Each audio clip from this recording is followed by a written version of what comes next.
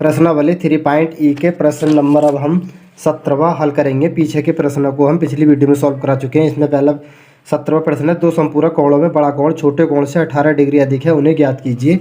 इसे हल कर लेते हैं हम। सवाल नंबर ये हमारा 17वां। तो सबसे पहले हम मान लेंगे कि माना बड़ा कोण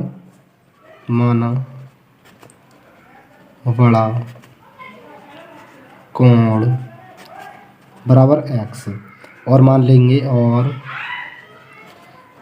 छोटा कोण बराबर y। और बोल रहा है कि दो संपूरक कोणों को योगफल, दो संपूरक कोण है ना यहाँ पर, ये दोनों, ये दो संपूरक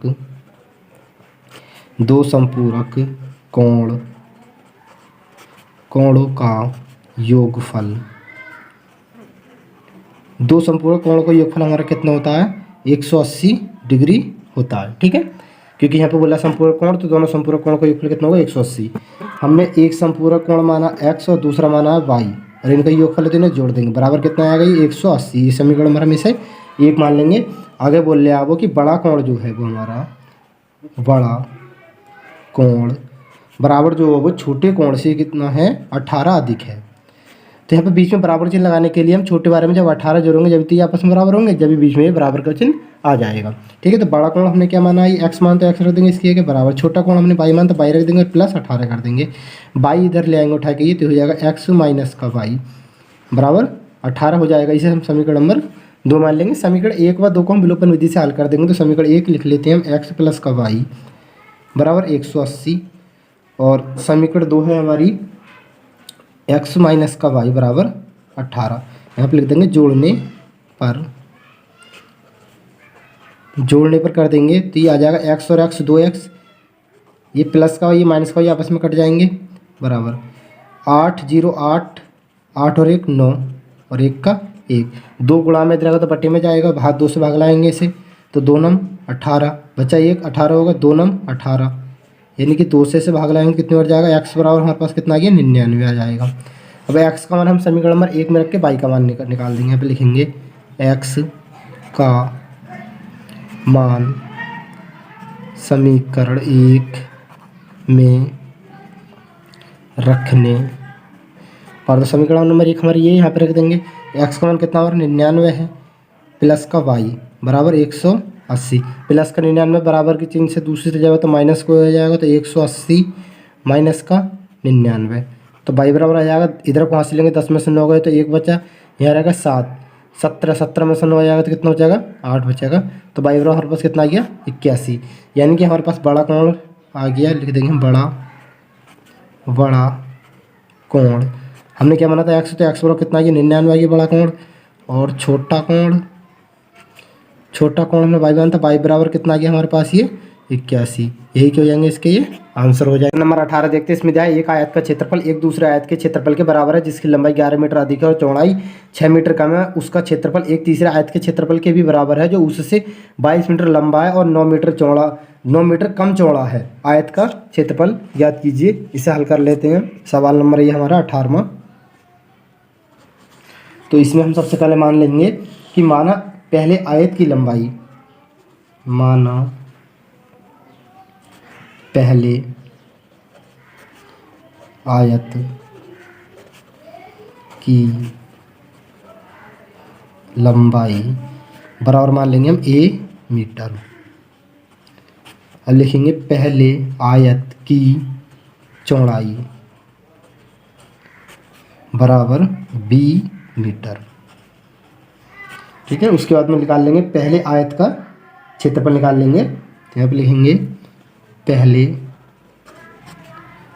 आयत का क्षेत्रफल बराबर क्या होता है, लंबाई गुणा चौड़ाई, यानी कि लंबाई कितनी है हमारी, यहाँ पर लिख देते हैं, चलो लंबाई गुणा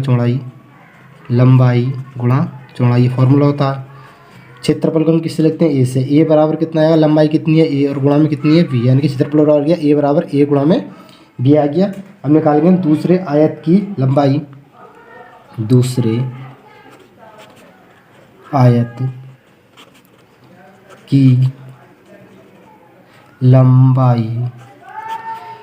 आयत की लंबाई हमारी कितनी हो जाएगी, a प्लस का 11, क्योंकि बोल रहा है वो 11 अधिक है बाद में, ये 11 मीटर। और दूसरे आयत की चौड़ाई, चौड़ाई क्या बोल रहा है कि 6 कम है, 6 कम करने पर तो b माइनस का 6 हो जाएगा। चौड़ाई को b से लिखते b में 6 कम कर देंगे, इतनी मीटर हुई। अब लिखा देंगे दूसरे आयत का क्षेत्रफल, दूसरे आयत का क्षेत्रफल, लंबाई गुणा चौड़ाई होता है क्षेत्रफल, तो a प्लस का 11 लिखेंगे हम, a प्लस का 11 और गुणा में क्या लिखेंगे हम b माइनस का 6। इसकी गुणा इससे कर देंगे तो ये आ जाएगा, a की गुणा b से करेंगे तो a भी आ जाएगा, और प्लस a की गुणा माइनस 6 से करेंगे तो ये माइनस का कितना आएगा, ये 6a आएगा ये, और प्लस 11 की गुणा b से करेंगे तो ये 11 भी आ जाएगा, और फिर प्लस 11 गुणा माइनस 6 से करेंगे तो 11 6 66 माइनस के 66 आ जाएगा ये। और इसे आगे हम हल कर लेंगे, तो इसे ए बराबर लिख लेते हैं हम, ए बराबर ये आ जाएगा हमारे पास, ए बराबर यहाँ से ये ए बी माइनस का 6a, ठीक है, ए बी माइनस का 6a, और ये आ जाएगा 11b प्लस का 11b माइनस का 66। अब हम प्रश्नानुसार कर देंगे, लिखेंगे यहाँ पर प्रश्नानुसार, प्रश्नानुसार, प्रश्नानुसार बोल रहा है कि पहले आयत का क्षेत्रफल, पहले आयत का क्षेत्रफल बराबर दूसरे आयत का क्षेत्रफल, ये दे रखा है उसमें, दूसरे आयत का क्षेत्रफल, तो हम बराबर रख देंगे आपस में ये। तो पहले आयत का क्षेत्रफल हमारा क्या आया था, a गुणा में भी आया था, ये रख देंगे ए बी, और बराबर दूसरे आयत का क्षेत्रफल रख देंगे हम ए बी माइनस का 6a प्लस का 11b और माइनस का 66, ठीक है। ये प्लस का ए बी इधर आओ तो माइनस होगा, यानी कि इसे हम आपस में ये काट सकते हैं। तो यहाँ से हमारे पास बचा गया माइनस का 6a प्लस का 11b और माइनस का 66, इसे हम समीकरण नंबर 1 मान लेंगे। फिर निकालेंगे तीसरे आयत का क्षेत्रफल। अब तीसरे आयत का, तीसरे आयत की फिर लंबाई निकाल लेते हैं। तीसरे आयत की लंबाई, तीसरे आयत की लंबाई हमारी कितनी हो जाएगी, a प्लस का 22, क्योंकि ये बोल रहा है कि 22 अधिक है। और तीसरे आयत की चौड़ाई, चौड़ाई हमारी कितनी हो जाएगी, b माइनस का 9, क्योंकि बोल रहा है कि चौड़ाई 9 कम करने पर, ठीक है, इतनी हो जाएगी। अब बोल रहा है कि वो तीसरे आयत, दूसरे आयत का क्षेत्रफल बराबर तीसरे आयत के भी बराबर है, तो यहाँ पे लिखेंगे दूसरे आयत का क्षेत्रफल बराबर तीसरे आयत का क्षेत्रफल, ठीक है, हम मान रख देंगे। तो दूसरे आयत का क्षेत्रफल हमारा कितना आया था यहाँ पर, ये ए बी माइनस का, दूसरे आयत का क्षेत्रफल आया था हमारा ए बी और माइनस का 6a और प्लस का 11b और माइनस का 66 बराबर हम रख देंगे तीसरे आयत का क्षेत्रफल।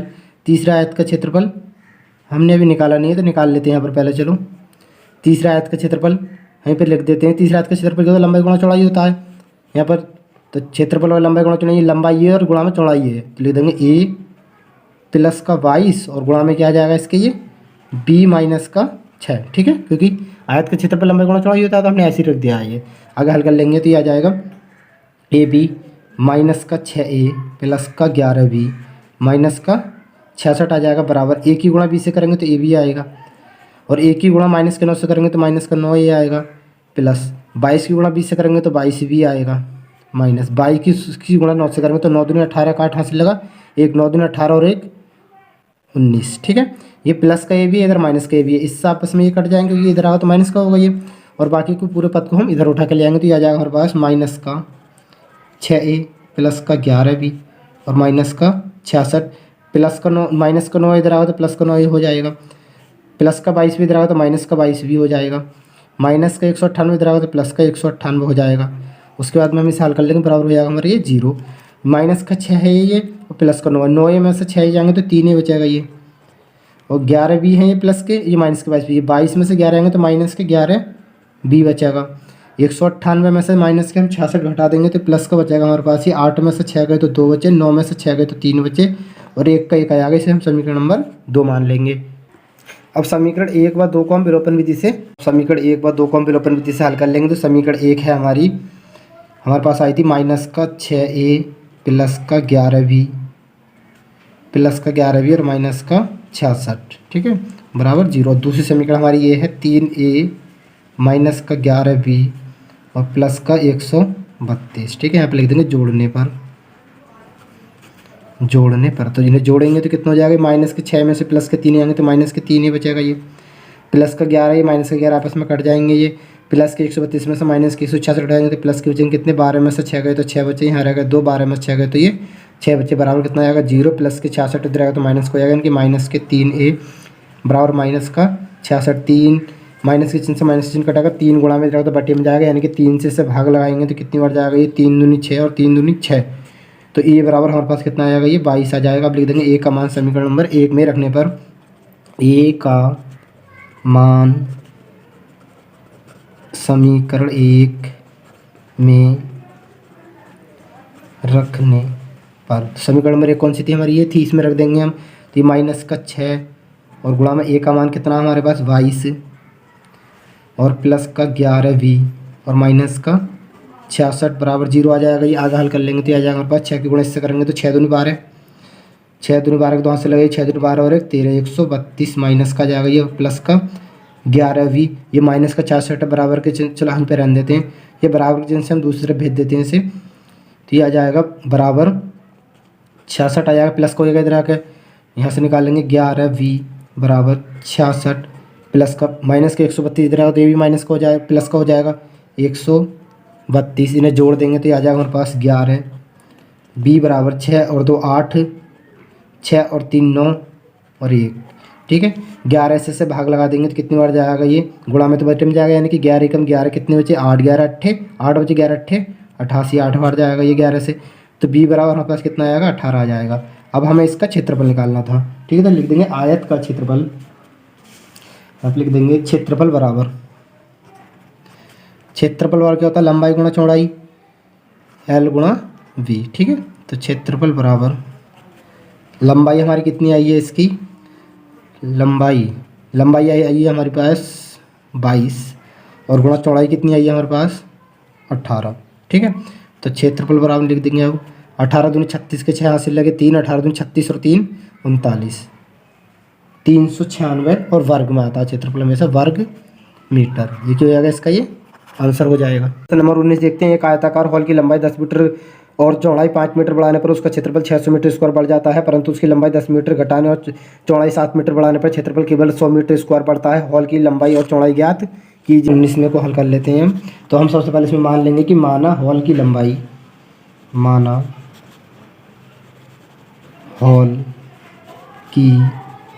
लंबाई बराबर x मीटर, ठीक है, और मान लेंगे माना हॉल की चौड़ाई बराबर 22 मीटर, ठीक है। तो क्षेत्रफल कितना आएगा, हॉल का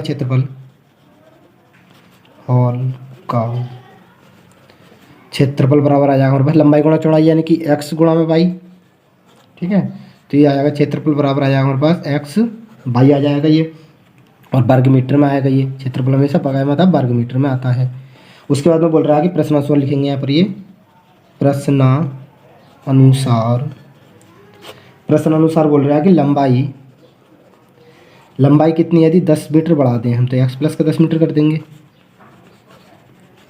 और चौड़ाई हम कितनी 5 मीटर बढ़ा दें, ठीक है। तो इसका क्षेत्रफल निकाल लेंगे हम पहले। तो इसका क्षेत्रफल कितना हो जाएगा हमारे पास, क्षेत्रफल और लंबाई गुणा चौड़ाई यानी कि x प्लस का 10 और गुणा में y प्लस का 5 आ जाएगा। इसका क्षेत्रफल निकालेंगे तो बराबर आ जाएगा ये x की गुणा 22 से करेंगे तो xy प्लस x की गुणा 5 से करेंगे तो 5x प्लस 10 की गुणा 22 से करेंगे तो 10y प्लस 10 की गुणा 5 से करेंगे 10 पंजे 50, ये इसका क्षेत्रफल आएगा। अब प्रश्नानुसार फिर से लिखेंगे हम, प्रश्नानुसार बोल रहा है कि वो यदि लंबाई उसकी इतनी बढ़ा दें और चौड़ाई इतनी बढ़ा दें तो जो पहले वाला क्षेत्रफल है वो क्षेत्रफल जो 600 वर्ग मीटर बढ़ जाता है, यानी कि पहला हमारा क्षेत्रफल कितना था, ये XY था, तो ये क्षेत्रफल कितना बढ़ जाता है, प्लस का 600 वर्ग मीटर ये बढ़ जाता है, ठीक है। तो ये पुराना वाला क्षेत्रफल लिख देंगे यहाँ पर हम XY प्लस 5x प्लस का 10y और प्लस का 50। इसे हल कर देंगे। प्लस का एक्स वाई इधर, प्लस का एक्स वाई इधर लाएंगे तो माइनस को, यानी कि आपस में कट जाएंगे ये, ठीक है। प्लस का 50 इधर लाएंगे तो माइनस को हो जाएगा, तो कितना हो जाएगा ये 5x प्लस का 10y और बराबर 50 और माइनस का 600। तो ये आ जाएगा यहाँ से 5x प्लस का 10y बराबर 600 में से 50 जाएंगे तो कितने हो जाएंगे माइनस के 550। इसे समीकरण नंबर हम 1 मान लेंगे। उसके बाद में बोल रहा है वो, सॉरी यहाँ पर ये प्लस के 550 बचेंगे, क्योंकि ये 600 तो अपनी गया है, 50 इधर लाएंगे तो 50 माइनस का होगा, ये 600 तो प्लस का ही रहेगा, तो 600 में से माइनस के 50 जाएंगे तो प्लस के 550 बचेंगे। उसके बाद में हम फिर से लिखेंगे लंबाई 10 मीटर घटाने तथा चौड़ाई 7 मीटर बढ़ाने पर,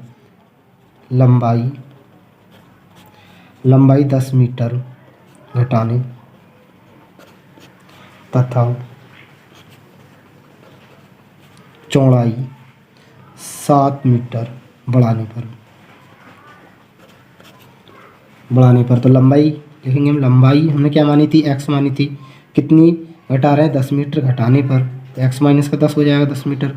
और चौड़ाई लिखेंगे हम, चौड़ाई बराबर बाई, और चौड़ाई कितनी बढ़ा रहे हैं 7 मीटर बढ़ा रहे हैं, तो अब इनका क्षेत्रफल निकाल लेंगे हम।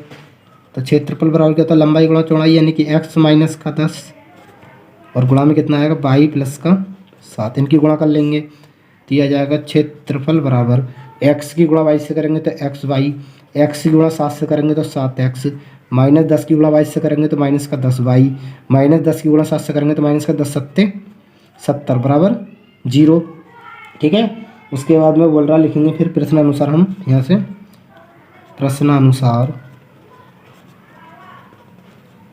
यदि हम लंबाई 10 मीटर घटा दें तथा चौड़ाई 7 मीटर बढ़ा दें तो क्षेत्रफल जो कितना हो जा रहा है वो 100 मीटर अधिक हो जा रहा है, यानी कि ये पुराना क्षेत्रफल हमारा एक्स वाई वो कितना हो रहा है 100 मीटर अधिक हो रहा है, बराबर ये लिखेंगे। और ये वाला क्षेत्रफल लिखेंगे हम एक्स वाई प्लस का 7x माइनस का 10y और माइनस का 70, ठीक है। तो प्लस का एक्स वाई इधर आएगा तो माइनस का हो जाएगा, कट जाएगा, यानी कि ये आपस में ये, और माइनस का 70 इधर लाएंगे तो प्लस का हो जाएगा, तो कितना आएगा हमारे पास ये 7x माइनस का 10y बराबर कितना हो जाएगा 100 और प्लस का 70, तो ये हो जाएगा 7x माइनस का 10y बराबर 100 और 70 कितने होगा 170। इसे हम समीकरण नंबर 2 मान लेंगे। समीकरण 1 को व 2 को विलोपन विधि से हम हल कर देंगे। समीकरण नंबर हमारी 1 लिख लेते हैं यहाँ पर, 1 और 2। तो समीकरण नंबर 1 है हमारी 5x प्लस का 10y बराबर 550, और दूसरी समीकरण हमारी 7x माइनस का 10y बराबर 170 लिख देंगे यहाँ पर। जोड़ने पर लिखेंगे तो 5 और 7 कितने होगा 12, प्लस के 10y माइनस के 10y आपस में ये कट जाएंगे, बराबर इन दोनों को जोड़ देंगे। 0 जो 0, 7 और 5 12 के दो से लगा 1, 1 और 5 6 और 1 7 आ जाएगा।